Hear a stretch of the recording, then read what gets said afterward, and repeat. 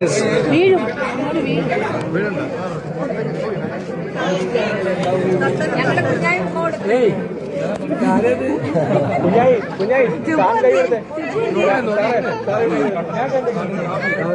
Camera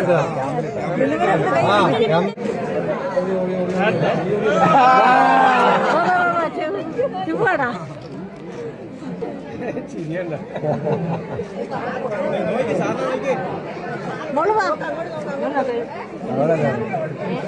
വേണ്ടൊരു പിടിക്ക്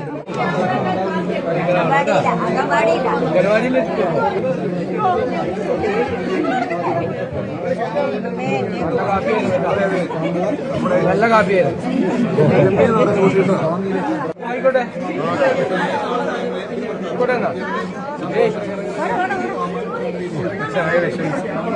ഏയ് മോളെ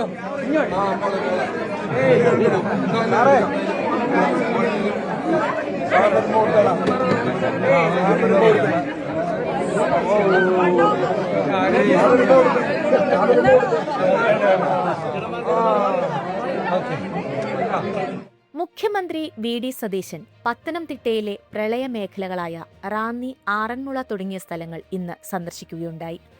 ആറന്മുളയിലായിരുന്നു ആദ്യ സന്ദർശനം. ദുരന്ത നിവാരണ പ്രവർത്തനങ്ങളും ക്യാമ്പുകളുടെ പ്രവർത്തനങ്ങളും അദ്ദേഹം വിലയിരുത്തി.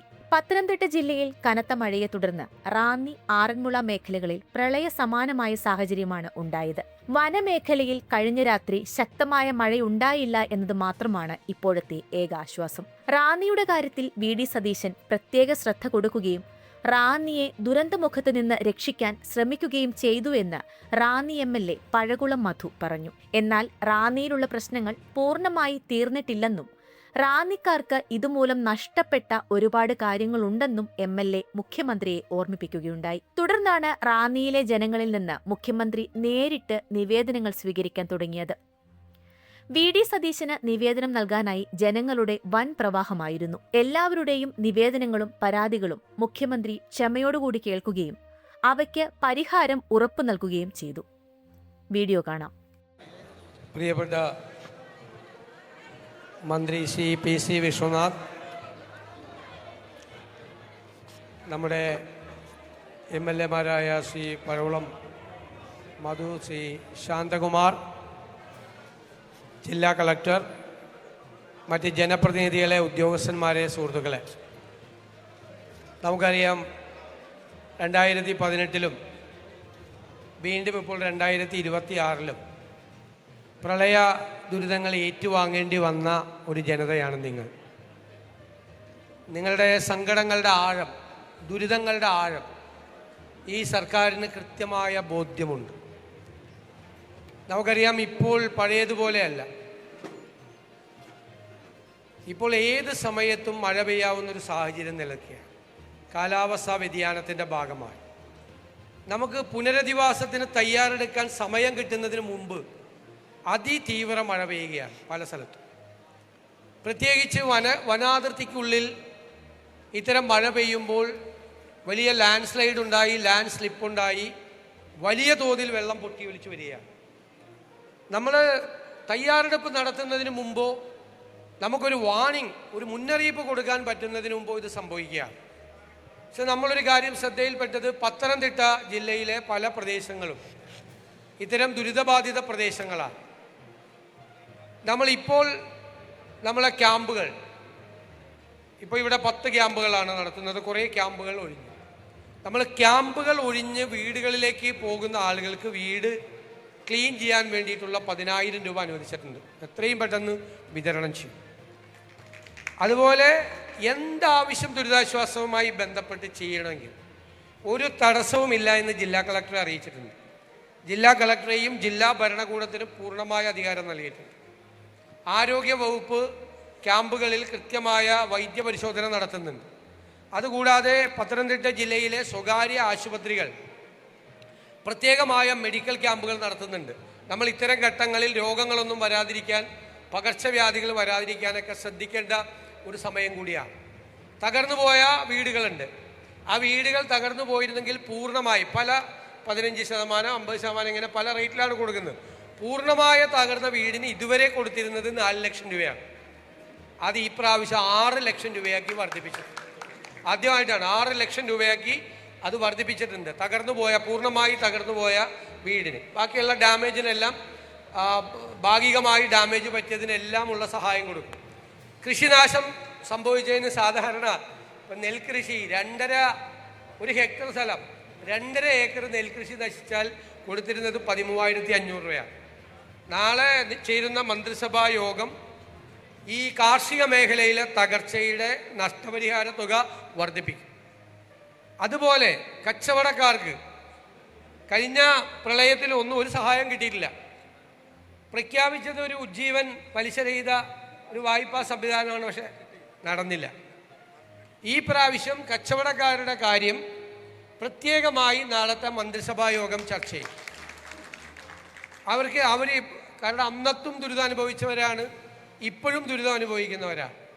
ഇപ്പോൾ എബി ഇവിടെ വന്നു പോയതിൽ 7 കടകളാണ് 2018 കോടതി ഉത്തരവ് ഉണ്ടായിട്ട് പോലും 4-5 കോടി രൂപ അദ്ദേഹം രോഗബാധിതനായി. എബി ഇവിടെ നിങ്ങളുടെ എല്ലാവരുടെ ഒരു പ്രതീകമായി വന്ന് ഞാൻ സംസാരിച്ചു, എനിക്ക് വിശദാംശങ്ങളെല്ലാം പറഞ്ഞിട്ട് പോയി.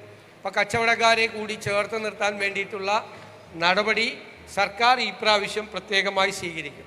അവർക്ക് വായ്പ നൽകുന്ന കാര്യവും മറ്റ് സഹായം ചെയ്യുന്ന കാര്യവും തീർച്ചയായിട്ടും ഞങ്ങൾ നാളെ ആലോചിച്ച് തീരുമാനിക്കും. തകർന്നു പോയ വീടുകൾ, ഇപ്പോൾ സ്കൂളിൻ്റെ പിൻഭാഗം ഇടിഞ്ഞു വീണു എന്നൊരു പരാതി ഇപ്പോൾ വന്നിരുന്നു. അതെല്ലാം ഉൾപ്പെടെയുള്ള എല്ലാ കാര്യങ്ങളും പ്രത്യേകമായി MLA എല്ലാ കാര്യത്തിലും ഉണ്ട്. അന്ന് മുതൽ ആ സമയം മുതൽ ഞങ്ങൾ MLAയും മന്ത്രിയെയൊക്കെ നിരന്തരമായി ബന്ധപ്പെടുന്നുണ്ട്. എല്ലാ കാര്യങ്ങളും ശ്രദ്ധയിൽപ്പെടുത്തിയിട്ടുണ്ടായിരുന്നു. നമുക്ക് ആവശ്യമായ പോലീസ് സന്നാഹങ്ങൾ ഏർപ്പെടുത്താൻ, NDRFനെ ഏർപ്പെടുത്താൻ എല്ലാ കാര്യങ്ങളും ഇവിടെ ആവശ്യപ്പെട്ട എല്ലാ കാര്യങ്ങളും നമ്മൾ ചെയ്തിട്ടുണ്ടായിരുന്നു. പക്ഷെ നമുക്ക് ഇതുകൊണ്ട് കാര്യമില്ല. ഇതൊക്കെ ഇപ്പോൾ ചെയ്യേണ്ട അത്യാവശ്യ കാര്യങ്ങൾ. ഒരു ദുരിതം വരുമ്പോൾ ദുരിതം വരാതിരിക്കാൻ വേണ്ടി നമ്മൾ നോക്കണ്ടേ? അപ്പോൾ അതിൽ ഏറ്റവും പ്രധാനപ്പെട്ട കാര്യം MLA ഇപ്പോൾ പറഞ്ഞു, നമ്മുടെ നദികളെല്ലാം നിറഞ്ഞു കിടക്കുകയാണ്. 2018 വെള്ളപ്പൊക്കത്തിലെ മണ്ണും ചെളിയും നിറഞ്ഞു കിടക്കുകയാണ്. നമ്മൾ ഇതിൻ്റെ ദുരിതാശ്വാസ പ്രവർത്തനങ്ങൾ കഴിഞ്ഞാൽ അടിയന്തിരമായ മണ്ണ് നീക്കം ചെയ്യുന്നതിനുള്ള നടപടികൾ ആരംഭിക്കും. ഇപ്പോൾ ഡാമിൽ മഴ ജൂണും ജൂലൈയിലും മഴ പെയ്യാത്തത് കൊണ്ട് രക്ഷപ്പെട്ടാണ്. ജൂണിലും ജൂലൈയിലും മഴ പെയ്തിരുന്നെങ്കിൽ ഡാമും നിറഞ്ഞു കഴിഞ്ഞാൽ. അപ്പം ഡാമിലും അവിടെയും ചെളിയുണ്ട്, അതും മാറ്റാൻ വേണ്ടിയിട്ടുള്ള നടപടി സ്വീകരിക്കും, സേഫാക്കും. ഇപ്പം എന്ന് വെച്ച് കഴിഞ്ഞാൽ പമ്പ ഉൾപ്പെടെ വെള്ളം ഒന്ന് പൊങ്ങിക്കഴിഞ്ഞാൽ അത് താങ്ങാനുള്ള ശേഷി നദിക്കില്ല. കാരണം നദിയിൽ മുഴുവൻ ചെളിയും മണ്ണുമാണ്. അത് നീക്കിയാൽ ഒരുമാതിരി പെയ്ത മഴയൊക്കെ നദി ഉൾക്കൊണ്ടുപോകും. ആഭ്യന്തരമായി കേരളം മുഴുവൻ ചെയ്യുന്നുണ്ട്. നമ്മളെല്ലാ പൈലറ്റ് പ്രോജക്റ്റുകളും പത്തനംതിട്ടയിലാണ് കൂടുതൽ ശ്രദ്ധിക്കുന്നത്. പത്തനംതിട്ട ജില്ലയെ പൂർണ്ണമായി. പിന്നെ നമ്മുടെ കാലാവസ്ഥ മുന്നറിയിപ്പ് സംവിധാനങ്ങൾ ഇന്ത്യയിലെ ഏറ്റവും മികച്ച കാലാവസ്ഥ മുന്നറിയിപ്പ് സംവിധാനം കേരളത്തിൽ ഏർപ്പെടുത്തുന്നത് നമ്മൾ ബഡ്ജറ്റിൽ പ്രഖ്യാപിച്ചതാണ്.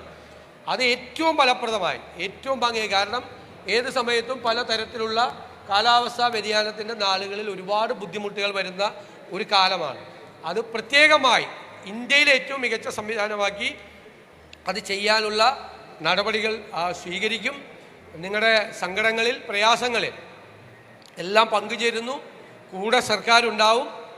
ക്യാമ്പുകളെല്ലാം MLAമാരും മന്ത്രിയും അതുപോലെ ജില്ലാ കളക്ടറും ഉദ്യോഗസ്ഥന്മാരും ചേർന്ന് ഭംഗിയായിട്ട് നടത്തി, നല്ല രീതിയിൽ അത് നടത്തി. അത് ഞാൻ അവരെ അഭിനന്ദിക്കുകയോട് ചെയ്യുന്നു. വിളിച്ചാൽ വിളിപ്പുറത്ത് ജനപ്രതിനിധികളും ജില്ലാ ഭരണകൂടവും ഉണ്ടാവും, നിങ്ങളുടെ വിളിപ്പുറത്തുണ്ടാവും. ഏത് കാര്യം ചെയ്യുന്നതിന് വേണ്ടിയിട്ടുള്ള അധികാരം അവർക്ക് കൊടുത്തിട്ടുണ്ട്. ഇവിടെ വന്ന അത് ഇപ്പോൾ MLA കുറേ നിർദ്ദേശങ്ങൾ അതിൻ്റെ കൂടെ വെച്ചിട്ടുണ്ട്.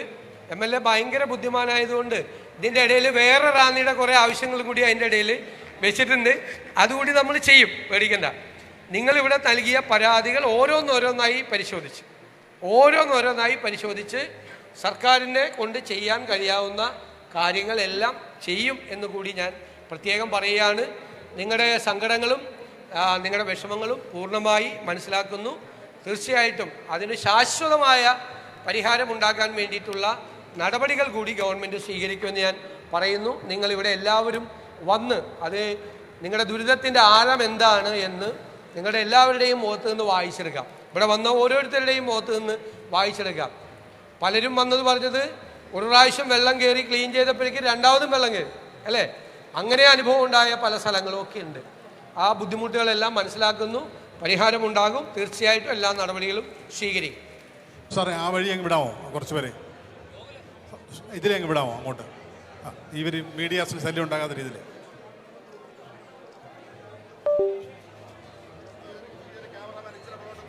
ഇങ്ങോട്ട് നീങ്ങുന്ന മതി, അതിലേ അങ്ങ് പൊക്കോളും.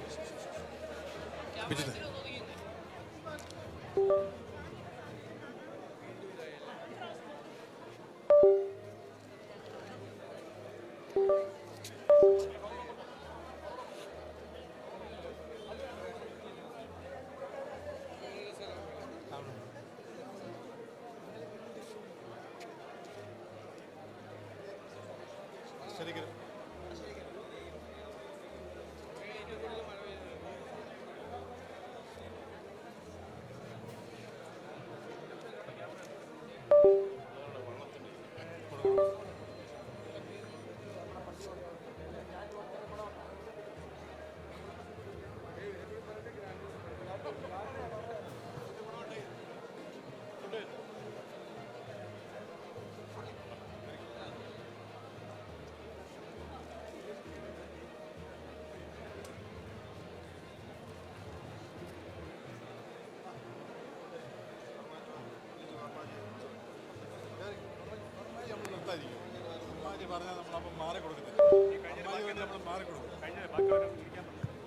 ദയവായിട്ട് വന്നിട്ടുള്ളവരവിടെ ഇരിക്കണം.